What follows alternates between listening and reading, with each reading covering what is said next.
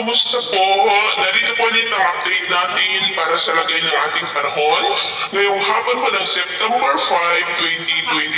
2024 na kung saan sa ngayon po ay patuloy pa rin na malakas ang bugso ng habagat na umiiral po sa kanluran ng Luzon, Central Luzon, Southern Luzon at ilang bahagi ng Visayas na patuloy pa rin na hinahatak ng super typhoon na si dating bagyong Enteng na nagbabanta naman na po natatama ito dyan sa may Southern China this weekend. At sa ating pong long range forecast ay consistent pa rin na may mga namamataan na pamumuo ng mga sama ng panahon na posible na maging bagyo dyan sa northeastern part ng ating bansa this weekend, and by next week ay consistent pa rin na may namamataan na banta ng isang posibleng malakas na bagyo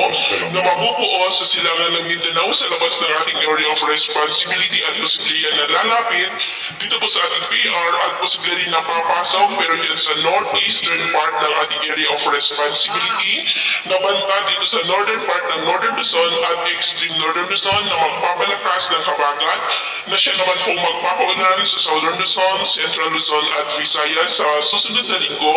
pero posible pa po na magbago ang forecast nito kaya patuloy po tayong magkantabay sa mga susunod po na updates. At sa lagay po ng ating panahon ngayong hapon dahil po sa habagat ay maulap pa rin ang kalangitan with isolated light to heavy rains. Diyan po sa may Batanes, Babuyan Islands, Ilocos Region, Cordillera, ilang bahagi ng Cagayan Valley, Central Luzon, Metro Manila, ilang bahagi po ng Calabar Zone, Camarines Norte, Mimaropa, Masbate,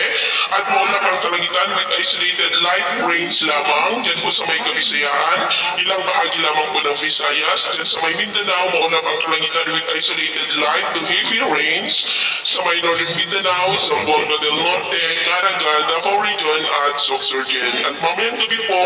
may banta ng malalakas na buhos ng ulan din po sa may Ilocos Region, Cordillera, ilang bahagi ng Central Luzon at may mga isolated light to heavy rains naman sa ilang bahagi ng Cagayan Valley, Metro Manila, Cavite, Mindoro Provinces, Northern Palawan, Southern Leyte, Northern Mindanao, Caraga, Davao Region at Sorsogon. Kaya mag-iingat po tayo sa posibleng banta po ng mga pagbaha at pagbubo ng lupa.